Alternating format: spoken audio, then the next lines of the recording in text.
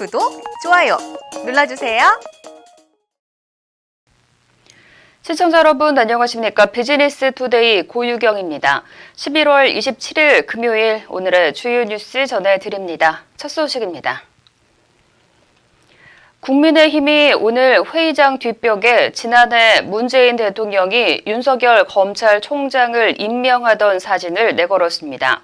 사진에는 우리 청와대든 정부든 집권 여당이든 만에 하나 권력형 비리가 있다면 그 점에 대해서는 엄정한 자세로 임해 주시길 바랍니다라는 문 대통령의 말도 새겨져 있습니다. 이는 윤 총장이 울산시장 선거 개입과 월성 원전 1호기 조기 폐쇄와 같은 권력형 비리 사건을 실제로 수사하자 정권의 태도가 표변했다는 야당의 우회적인 비판입니다. 이날 주호영 국민의힘 원내대표는 대통령은 여권 권력형 비리를 엄정히 하라는데 민주당 윤건영 의원은 선 넘지 말라고 한다며 윤 의원을 엄중히 꾸짖으라고 강조했습니다. 구광모의 LG가 젊은 인재를 대거 발탁하며 미래시장 선점을 위해 더 빠르게 움직일 전망입니다.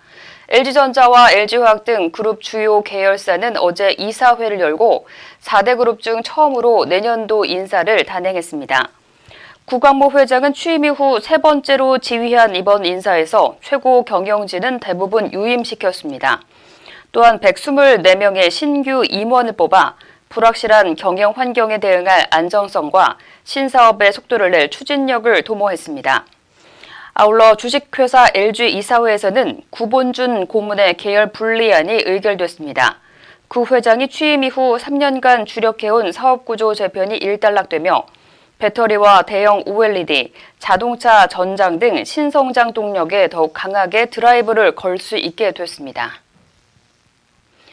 코로나 장기화로 인해 불확실해진 경영 환경에 대비해 롯데그룹이 인적 쇄신에 나섰습니다.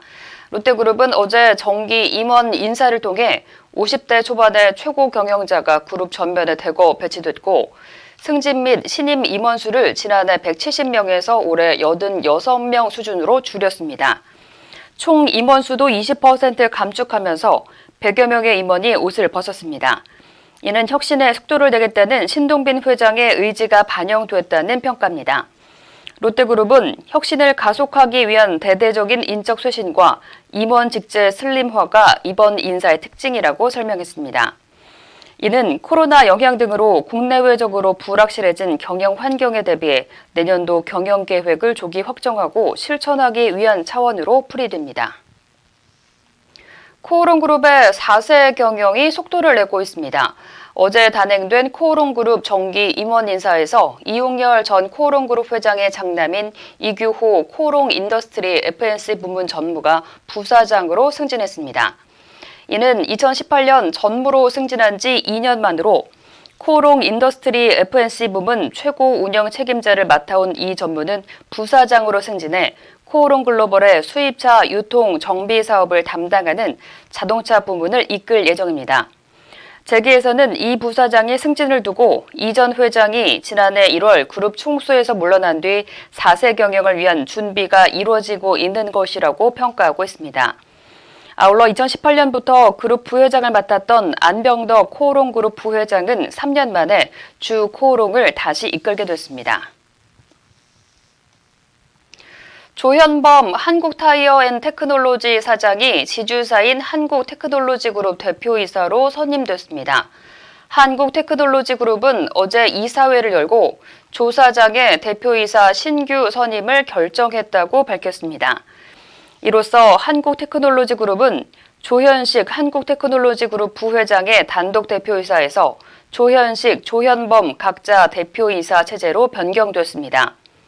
조현범 사장은 앞서 부친 조양래 회장의 지분을 모두 인수하며 한국테크놀로지그룹의 최대 주주로 올라섰습니다. 업계에서는 실형을 면한 조 사장이 본격적으로 그룹 장악에 나서는 것으로 보고 있습니다. 이날 이사회에서는 한국테크놀로지그룹과 한국아트라비엑스 간 흡수 합병을 통해 사업형 지주회사로 전환하는 안건도 통과됐습니다. 법원의 한진칼 제3자 배정 유상증자 금지 가처분 판단이 임박하면서 한진그룹과 사모펀드 KCGI 간 신경전도 깊어지고 있습니다. 한진그룹은 오늘 입장문을 내고 투기 음해 세력의 방해에 흔들리지 않고 국가 기간 산업인 항공산업이 어떤 생태계를 구축해 생존할 수 있을지에만 집중하겠다며 10만여 명의 일자리를 지키기 위해 통합 과정을 성실히 수행해 나가겠다고 밝혔습니다. KCGI도 공세 수위를 높이고 있습니다. KCGI는 전날 입장문을 통해 여론전에 나선 산은과 한진을 상대로 국가 기간 산업과 일자리를 인질로 사법부와 국민을 협박해서는 안 된다고 반박했습니다. 기아자동차는 플래그십 SUV 소렌토가 영국 자동차 전문 평가 사이트 카바이어가 주관하는 카바이어 어워드에서 올해의 차와 최우수 대형 패밀리카로 선정됐다고 밝혔습니다. 카바이어는 월 방문자 190만 명에 유튜브 채널 조회수도 400만에 이르는 자동차 전문 온라인 매체입니다.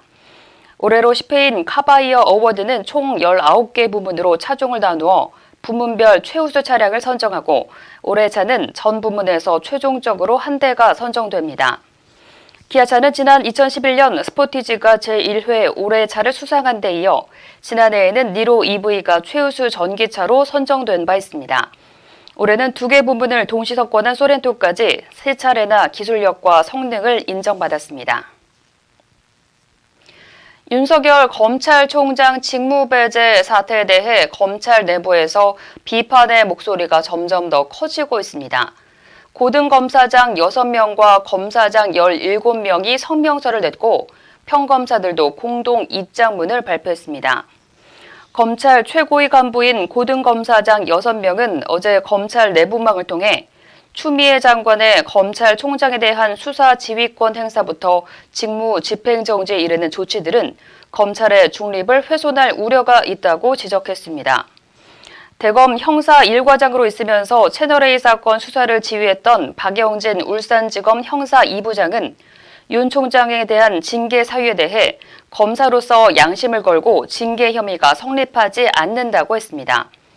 이어 윤 총장의 전문수사자문단 소집 지시를 충실히 이행한 저 또한 부당한 지휘 감독권 남용의 조력자인 셈이니 저 또한 징계를 해달라고 말했습니다.